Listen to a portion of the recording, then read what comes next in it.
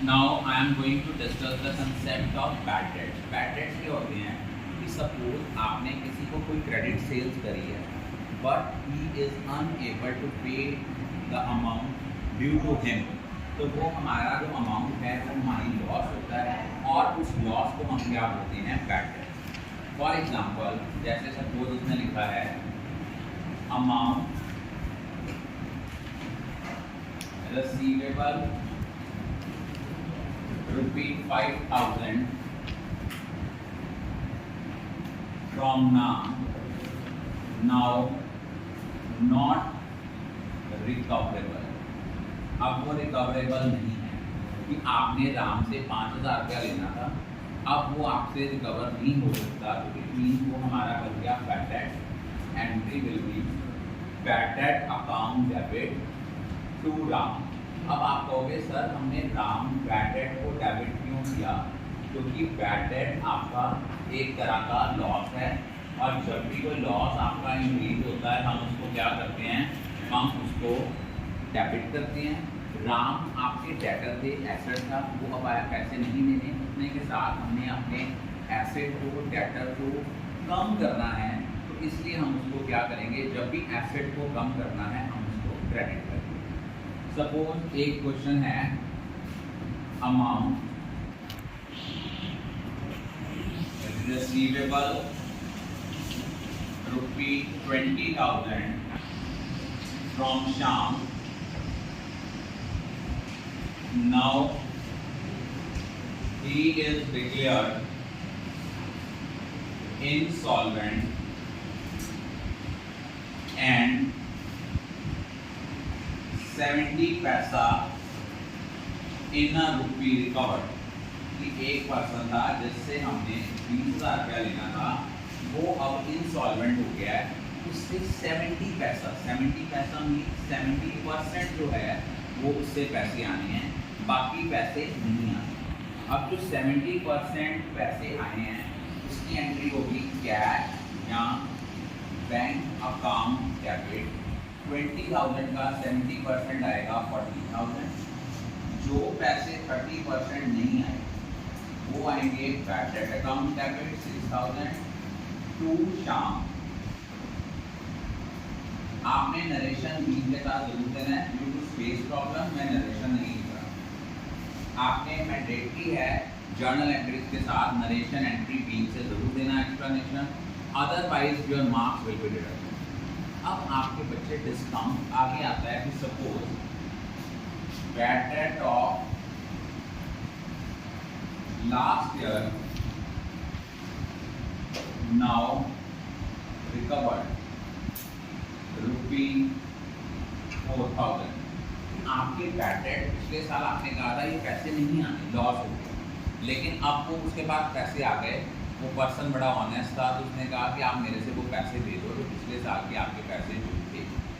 अब ये आपकी क्या है, बैड डेट रिकवर्ड जो है ये आपकी इनकम है। इनकम जब भी इंक्रीज होती है हम इसको क्रेडिट करते हैं।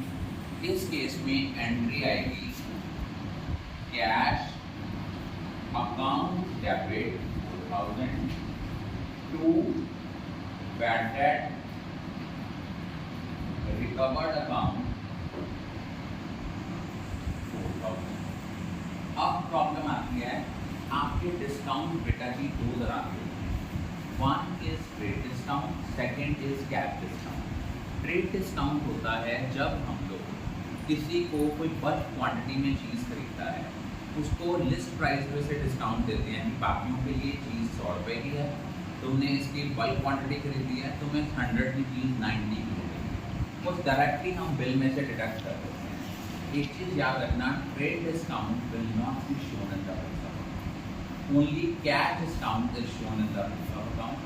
कैश डिस्काउंट होता है जब हम किसी को कोई प्रॉम्प्ट पेमेंट रिसीव करते हैं या किसी से कोई प्रॉम्प्ट पेमेंट रिसीव करते हैं, तो उस टाइम पे जो उनको कंसेशन देते हैं that is termed as cash discount. For example जैसे लिखा हुआ है purchase goods list price ₹10,000 from Ramesh subject to trade discount at the rate 10%। हमने 10,000 की चीज़ें खरीदी राम से और 10% उसको ट्रेड रमेश से खरीदी, उसको 10% ट्रेड डिस्काउंट मिला। एक चीज़ याद रखना, trade discount never be shown in the books of account.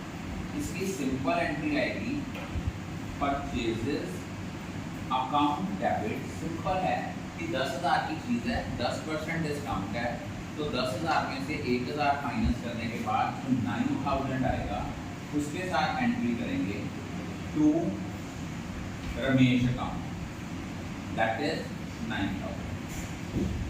ये पॉइंट क्लियर हो गया कि trade discount will never be shown in the books of account, it is only shown by way of deduction from the bill amount.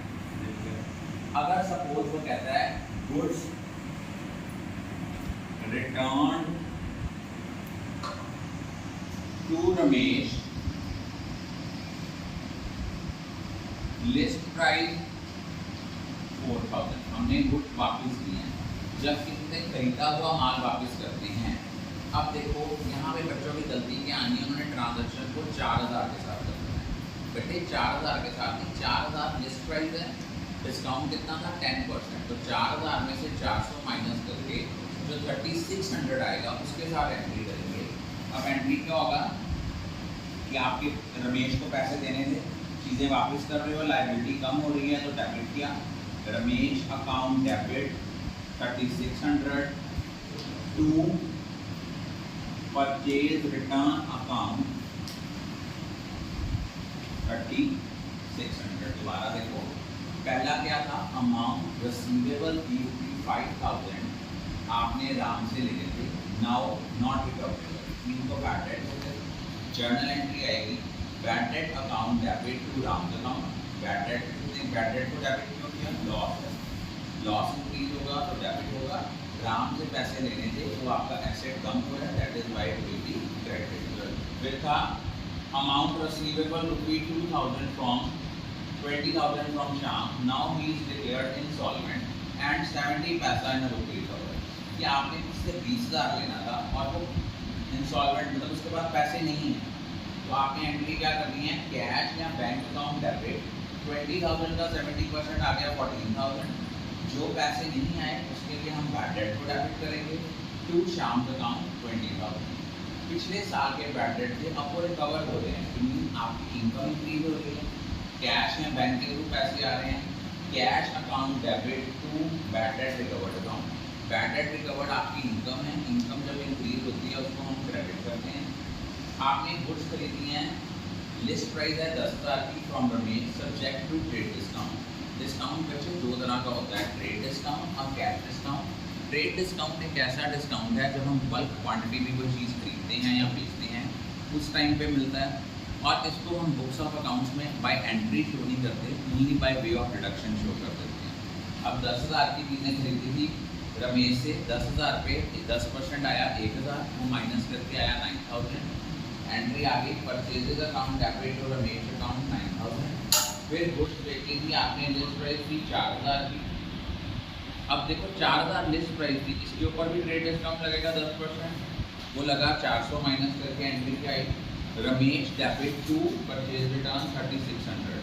अब रमेश को debit क्यों किया, क्योंकि आपने रमेश से चीज़ें क्रेडिट पे खरीदी थी, लाइबिलिटी थी, अब लाइबिलिटी कम हो रही है तो लाइबिलिटी क्या होगी, डेबिट होगी। I think all of you are clear about.